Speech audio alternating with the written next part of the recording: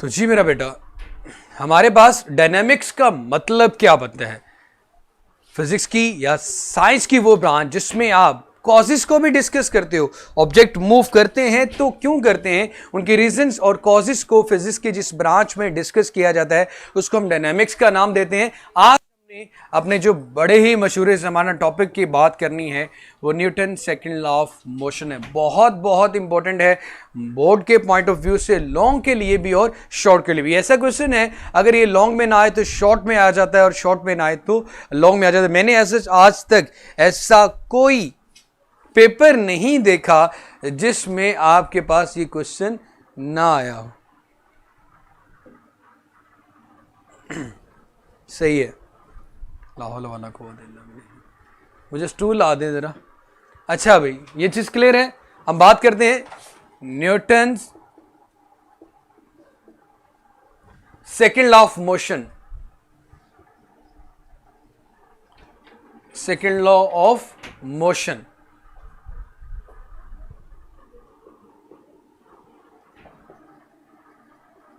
बहुत बहुत आसान है मेरा बेटा, जरा ध्यान से सुनिएगा। आपके पास दो ऑब्जेक्ट्स हैं, जैसे कि अगर आप हो और एक बोर्ड मार्कर हो, एक कोई भी नाम ले लेते हैं, जैसे कि अब्दुल का नाम आया हुआ है मेरे सामने। एक अब्दुल साहब हैं, एक ऑब्जेक्ट ए और ऑब्जेक्ट बी है मेरे पास बोर्ड मार्कर।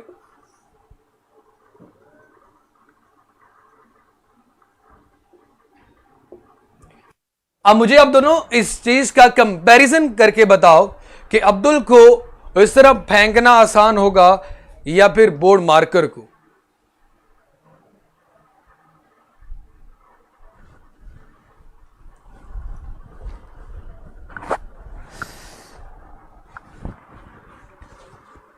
जी मेरा बेटा, तो बड़े आसान सा आंसर है कि भाई इसका मैथ ज्यादा है तो इसको मुश्किल होगा, इसको फेंकना आसान होगा। तो मैं ये बात कह सकता कि ऐसा ऑब्जेक्ट जिसका मैस ज्यादा होता है उसकी वेलोसिटी में चेंज लाना मुश्किल होता है as compared to the lightest one. या फिर ये बात करूं कि अगर बड़े क्लियरली ये बात लिख सकता हूं, change in velocity is inversely proportional to mass. Mass कम होगा, वेलोसिटी में चेंज ज्यादा आएगा।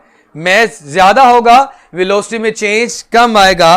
तो एक्सेलरेशन और मैस के दरमियान इनवर्स रिलेशन डेवलप हो जाएगा। सो एक्सेलरेशन और मैस के दरमियान इनवर्स रिलेशन डेवलप हो जाएगा। एक मिनट रुक जाते हैं मेरा बेटा, क्योंकि बहुत से लोग माशाल्लाह भी लाइव हो रहे हैं,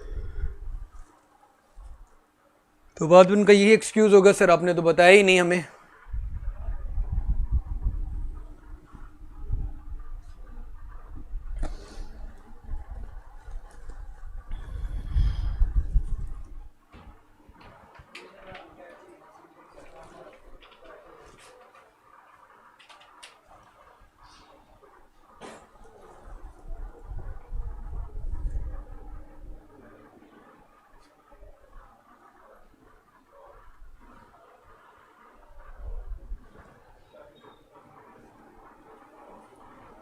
acceleration is inversely proportional to mass. अब मेरा बेटा, मैं ये बात लिख सकता हूं कि acceleration is directly proportional to force. अगर मैं इसको ज्यादा फोर्स से मूव करवाऊंगा इसकी वेलोसिटी में चेंज ज्यादा आएगा, हल्का से मूव करवाऊंगा इसकी वेलोसिटी में चेंज भी क्या आएगा, कम आएगा। तो ये बात भी कही जा सकती है कि आपके पास एक्सेलरेशन डायरेक्टली प्रोपोर्शनल है फोर्स के और इनवर्सली प्रोपोर्शनल है एक्सेलरेशन के। अब गनवा बहन ये कह रही हैं कि सर एक्सेलरेशन किसे कहते हैं, जो कि सेकंड चैप्टर में हम लोग पढ़ चुके थे कि जब वेलोसिटी में चेंज आता है, अगर ऑब्जेक्ट रेस्ट में है आप उसको मूव करवा दो तब भी चेंज आएगा, वेलोसिटी में एक्सेलरेशन प्रोड्यूस होगा। अगर ऑब्जेक्ट मूव कर रहा है तो आप उसको रोक दो तब भी वेलोसिटी में चेंज आएगा, तब भी एक्सेलरेशन प्रोड्यूस होगा। तो दोनों केसेस में एक्सेलरेशन प्रोड्यूस हो रहा है। चाहे आप ऑब्जेक्ट को रोको, मूव करो, स्पीड अप करो, स्लो कर दो, वेलोसिटी में चेंज। हमारा कंसर्न जो है वो चेंज के साथ होता है एक्सेलरेशन में। अगर चेंज नहीं है तो एक्सेलरेशन भी नहीं है, अगर चेंज है तो एक्सेलरेशन तो ये बात यहां से क्लियर कर लें। तो यहां पे हमने एक्सेलरेशन का फोर्स के साथ डायरेक्ट रिलेशन देखा और एक्सेलरेशन का मास के साथ इनवर्स रिलेशन देखा। ये बात भी हमें बड़े अच्छे से पता है कि जब हम किसी ऑब्जेक्ट पे फोर्स लगाते हैं तो डेफिनेटली उसकी वेलोसिटी में क्या चेंज आता है, उसकी वेलोसिटी में चेंज आता है और उस वेलोसिटी के चेंज को हम क्या नाम देते हैं, एक्सेलरेशन का। When a force acts on a body, it produces an acceleration in the body. When a force acts on a body, it produces an acceleration in the body. When a force acts on a body, ये बेटा proportionality का sign होता है। Proportional या proportionality का sign कब use करते हैं, अगर ए और एफ बिल्कुल आमने सामने साइन के साथ लगी हो तो इस बात का मतलब ये होता है कि एक चीज के बढ़ने से दूसरी चीज भी बढ़ेगी या एक चीज के कम होने से दूसरी चीज कम होगी। अगर एक चीज बिल्कुल ऊपर लिखी हुई दूसरी चीज 1 के साथ लिखी हुई है नीचे, तो इन दोनों का मतलब होता है कि दोनों एक दूसरे के साथ इनवर्स रिलेशन में है कि एक चीज को कम करोगे तो दूसरी बढ़ेगी, या एक को बढ़ाओगे तो दूसरी कम होगी। तो ये दोनों एक दूसरे के उलट हैं, इनवर्स आ रहे हैं। तो मेरा बेटा हमारे पास एक्सेलरेशन फोर्स के डायरेक्टली प्रोपोर्शनल है कि एक्सेलरेशन फोर्स को कम करेंगे तो एक्सेलरेशन कम हो जाएगा, फोर्स को बढ़ा देंगे तो एक्सेलरेशन बढ़ जाएगा। तो इस बात का मतलब होता है कि हमारे पास एक्सेलरेशन डायरेक्टली प्रोपोर्शनल आ गया फोर्स के। अब इनवर्स का मतलब होता है उलट। अगर भारी ऑब्जेक्ट होंगे, भारी बंदा हो, उसको मूव करवाना as compared to the lightest one मुश्किल होता है। इट मींस कि मैस ज्यादा होगा तो एक्सेलरेशन कम होगा, मैस कम होगा तो एक्सेलरेशन ज्यादा होगा, मैस ज्यादा होगा तो एक्सेलरेशन कम होगा, मैस कम होगा तो एक्सेलरेशन ज्यादा होगा। इस बात का मतलब ये बनता है कि ये दोनों एक दूसरे के इन्वर्सली प्रोपोर्शनल हैं। ये दोनों एक दूसरे के इन्वर्सली प्रोपोर्शनल हैं। ये दोनों एक दूसरे के इन्वर्सली प्रोपोर्शनल हैं। ये दोनों एक दूसरे के इन्वर्सली प्रोपोर्शनल हैं। सो मैं यहां पे ये चीज लिखता हूं, व्हेन अ फोर्स, जब फोर्स ऑब्जेक्ट के ऊपर एक्ट करती है, when a force acts on a body,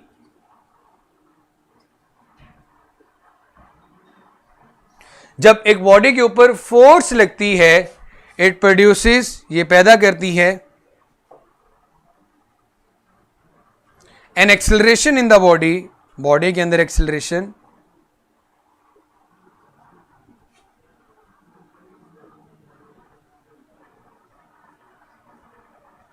when a force acts on a body,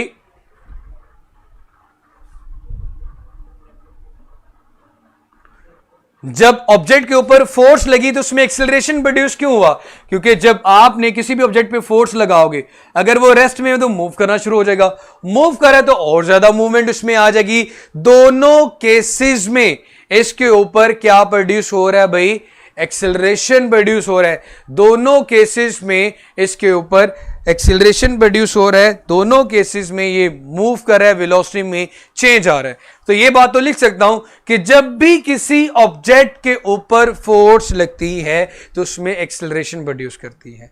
जब भी किसी ऑब्जेक्ट के ऊपर फोर्स लगती है उसके ऊपर एक्सेलरेशन प्रोड्यूस करती है।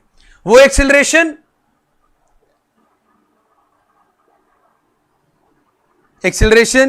is directly proportional to applied force,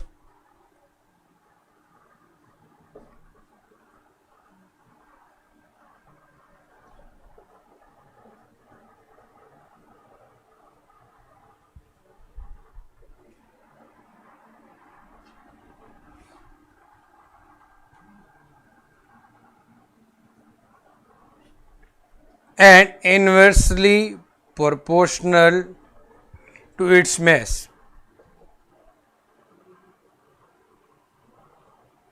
जब भी किसी ऑब्जेक्ट के ऊपर फोर्स लगती है तो उसमें एक्सेलरेशन प्रोड्यूस होता है। एक्सेलरेशन डायरेक्टली प्रोपोर्शनल होता है फोर्स के और इनवर्सली प्रोपोर्शनल होता है मास के। ये चीज, ये स्टेटमेंट है Newton second law of motion की। अब मैं इसकी मैथमेटिकल फॉर्म को दोबारा से ठीक करता हूं। मेरा बेटा हौसला रखो, पहले इसको तो क्लियर कर लें, न्यूटन पे भी आ जाते हैं। हमने कहा एक्सेलरेशन फोर्स के डायरेक्टली प्रोपोर्शनल है और मास के इनवर्सली प्रोपोर्शनल है। इस दोनों इक्वेशंस को, इन दोनों इक्वेशंस को, अगर इसको मैं पहले लिख दिया वैसे ही, इसको बाद में लिख दें, आप पे डिपेंड करता है, कोई मसला नहीं होता इससे। अगर इन दोनों इक्वेशंस को कंबाइन करें, इकट्ठा करके लिखना चाहें, वो ये है कि मेरा बेटा आप रिपोर्टिंग टाइम पे काइंडली क्लास में आ जाया करो मेरा बेटा। आई नो कि मैं आपको बड़े अच्छे से पता है कि इसी टॉपिक को एक्सप्लेन करते हुए 3 से 4 दफ़ा एक्सप्लेन कर चुका हूँ। तो मेरा बेटा प्लीज़ कोशिश किया करें कि टाइमली क्लास में आया करें। अगेन मैं वही चीज़ बताना शुरू कर दूंगा तो बाकियों को भी कंफ्यूज करूंगा। फिलहाल मुझे इसको कंप्लीट करने दें। सो बाय कंबाइनिंग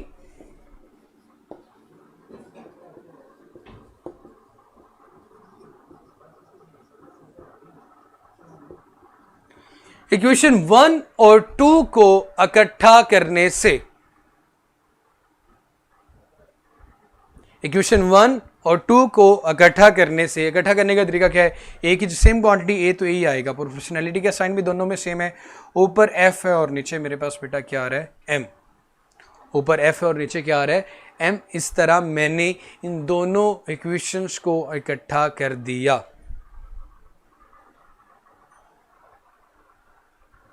अब मेरा बेटा इन दोनों इक्वेशंस को मैंने इकट्ठा कर दिया।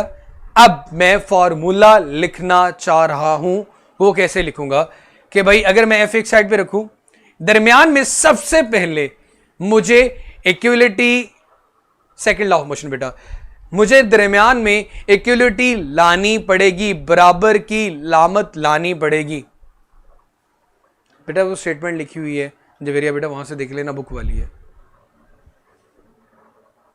A इज इक्वल टू के एफ ओवर एम। जब भी प्रोपोर्शनैलिटी के साइन को खत्म करते हैं, जब भी प्रोपोर्शनैलिटी के साइन को खत्म करते हैं तो बराबर की इलामत के साथ एक कांस्टेंट आता है। बराबर की अलामत के साथ एक कांस्टेंट आता है। इक्वलिटी के साथ एक कांस्टेंट, एक वैल्यू लिखी जाती है जिसके लिखने से इस इक्वेशन में कोई फर्क नहीं पड़ता। हम उस के की वैल्यू को 1 ले लेते हैं तो हमारे पास आएगा a is equal to F over M, क्योंकि 1 को किसी भी नंबर के साथ मल्टीप्लाई करने से एक्सेप्ट 0 उस नंबर में किसी किस्म का कोई फर्क नहीं आएगा।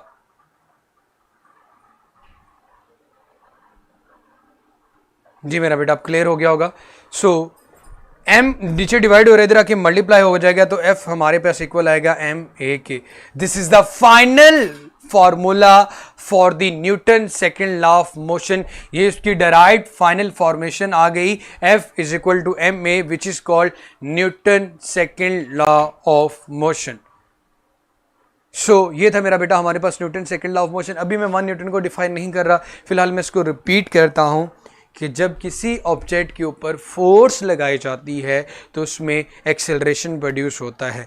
जब किसी ऑब्जेक्ट के ऊपर फोर्स लगती है तो उसमें एक्सेलरेशन प्रोड्यूस होता है। जब आप ऑब्जेक्ट पे फोर्स लगाते हो, अगर वो मूव कर रहा है तो रुक जाएगा, रुक रहा है तो वो मूव करना शुरू कर देगा, और मूव करता है तो मजीद उसको स्पीड अप भी किया जा सकता है। तो हर केस में जब भी आप वेलोसिटी में चेंज लाते हो तो एक्सेलरेशन प्रोड्यूस होता है। जब भी आप वेलोसिटी में चेंज लाते हो तो एक्सेलरेशन प्रोड्यूस होता है। जब भी आप वेलोसिटी में चेंज लाते हो तो एक्सेलरेशन प्रोड्यूस होता है। जब भी आप वेलोसिटी में चेंज लाते हो तो एक्सेलरेशन प्रोड्यूस होता है। ये ईमान बेटा आपके पास ना मोबाइल की राइट साइड पे वॉल्यूम का बटन होगा, उसको थोड़ा सा हाई कर लें, आपको सुनाई देना शुरू हो जाएगा।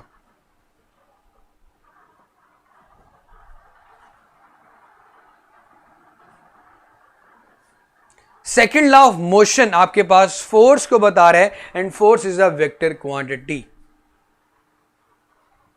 अगेन मेरा बेटा हमने कहा वो फोर्स डायरेक्टली प्रोपोर्शनल है एक्सेलरेशन के।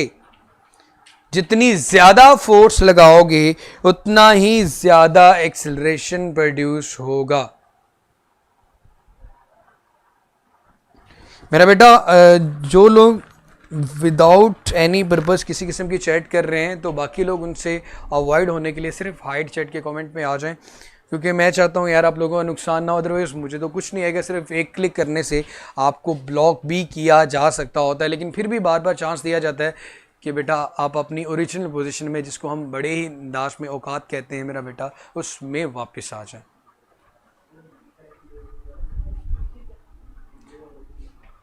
जी तो जनाब, एक्सेलरेशन फोर्स के डायरेक्टली प्रोपोर्शनल थी। जितनी तेजी से फोर्स लगाओगे वेलोसिटी में चेंज उतना ही ज्यादा आएगा।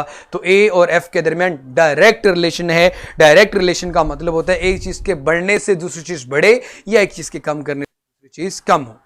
फिर दूसरी चीज अगेन मैस के इनवर्सली प्रोपोर्शनल है। भारी ऑब्जेक्ट होगा तो एक्सेलरेशन कम प्रोड्यूस होगा, लाइट ऑब्जेक्ट होगा तो एक्सेलरेशन ज्यादा प्रोड्यूस होगा। इसलिए इन दोनों के दरमियान मैंने इनवर्स रिलेशन ले लिया, दोनों को कंबाइन करके लिखा तो मेरे पास आ गया F = ma।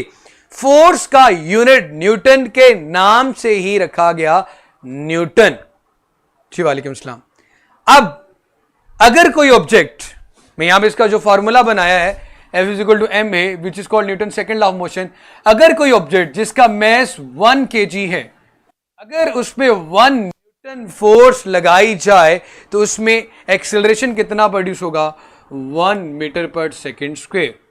तो ये आपके पास डेफिनेशन आ गई 1 न्यूटन की। सबसे लास्ट में लिखी होगी define 1 Newton, when a force of 1 Newton acts on a body of mass 1 kg, it produces an acceleration of 1 meter per second square on it। ऐसा ऑब्जेक्ट जिसका मैस 1 kg है, अगर उस पर 1 न्यूटन फोर्स लगाई जाए तो उसमें एक्सेलरेशन प्रोड्यूस होता है 1 मीटर पर सेकेंड स्क्वायर। तो मेरी जान अगर ये चीज क्लियर होगी तो जरा कमेंट में मेंशन कर दें। जी आप लोगों का रिजल्ट आप लोगों के सामने आ चुका है और वेरी सॉरी, माशाल्लाह कुछ अच्छा रिजल्ट नहीं है। मेरा बेटा मेहनत किया करें और आपस में जो डिस्कशन है उसको कम से कम किया करें, तो आप लोगों का जो रिज़ल्ट है वो बेहतर से बेहतर हो। तो अपना बहुत सारा सा ख्याल रखिएगा। लेक्चर का फीडबैक मेरा बेटा ज़रूर सबमिट करवाया करें। जिन लोगों ने फॉलोअप नहीं किया वो फॉलोअप भी करें। और रोज़े में बस इतना ही बोला जाएगा, खुश रहो, जीते रहो, आबाद रहो। अल्लाह ताला सबको अपने हिफ्ज़ व अमान में रखिए। अल्लाह हाफिज़।